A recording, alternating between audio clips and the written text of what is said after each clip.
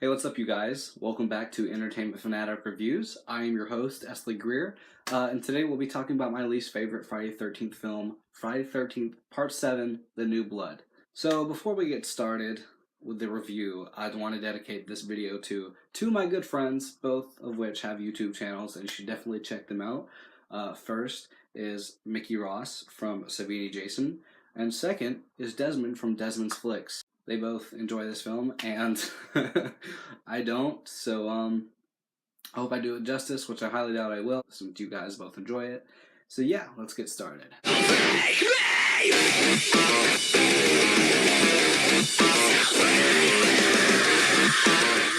Part 7, The New Blood, is a 1988 slasher film directed by John Carl Buechia, probably butchered that, and stars Kane Hodder, Lar Park Lincoln, Kevin Spirtus, and Terry Kaiser. Years after the strange drowning death of her father, Tina Shepard returns to the site of his demise, Crystal Lake.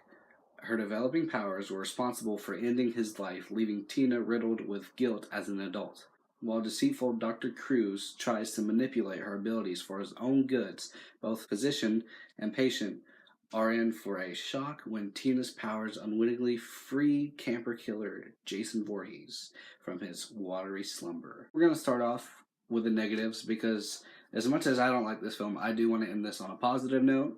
So yeah, let's dive into the negatives. Tina is decent, but the way she acts and the face expression she makes when she's like, going up against Jason, I can't do it. It's so stupid. It's like, when she uses the false. It's stupid as hell. Dr. Cruz, oh my god. You could tell that he was a character like that, but it's just the way he played out. I hated his character. Like, I've never seen him in anything else, but I've only seen him in this, so I hate his character. Also, Melissa in this film, oh my god, I hated her. She was one of the worst characters in the franchise, in my opinion. I mean, some of you guys may think it's, the final girl in Part 8 or some of the characters in Jason X or something, but no. I think Melissa just takes the cake. She is an absolute bitch. I hated her character. So, like everyone else says, the MPAA, got a hold of this film, and, there's not as much gore as there originally was intended to be, which sadly will never get an uncut edition of this film, because I think some of the reels were destroyed or something. I'm not completely sure. But there's just a lot of blue ball kills, and I know everyone brings up the sleeping bag kill, and it's nice, but it was originally supposed to go on even longer, and I would have loved to have seen it instead of just one swing and hit the tree. It was just so stupid. You don't care for any of the characters really, except our main character Tina and her boyfriend. Like, those are the only ones we care for. The part that bugged me the most was how she killed her father, and at the beginning she kills him on accident. I don't know, when she comes back she tries to resurrect him, but it turned out to be Jason. But at the end of the film she finally brings her dad back to life and kills Jason. Like, it bothered me. Like, yes, I know he's the only one in the lake after she got Jason out, but like, why did her powers bring up Jason at the beginning and not her dad? It's just, why would her powers pick Jason over her dad? I don't know.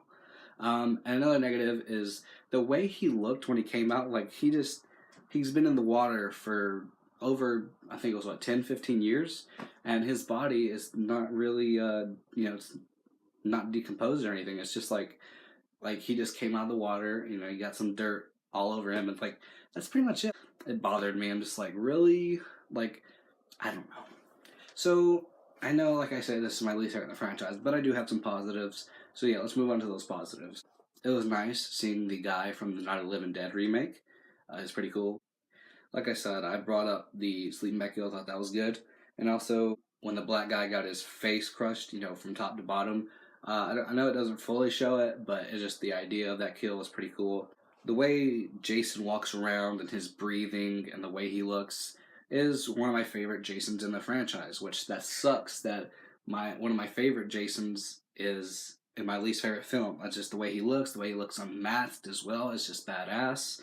And the fact you can see his spine when he's walking, this way, and the camera's to his back. Oh my god, that is just creepy, but it's awesome. Some of the things that Tina does to Jason is pretty cool. You know, she uses his power to try to electrocute him and everything with the water. But other than that, I do have one more positive, and that has to be the big explosion at the end. But other than that, you know, I don't really care for this film too much. With all that being said, I will give Friday the 13th Part 7, The New Blood, a 5.5 out of 10, which is, I know I said I don't like this film, and I don't, but with those positives, there are some great positives in there, but the negatives also weigh it down. You know, if you took away two or three of those negatives, I would have gave this film possibly like a 6.5 to a 7, because I did give my second least favorite in the franchise, A New Beginning. I gave that a 7 out of 10. But, you know, 5.5 is not that bad compared to other films that I have seen. So, yeah, with all that being said, don't be scared to like, comment, subscribe, and share. It'd be highly appreciated. And peace.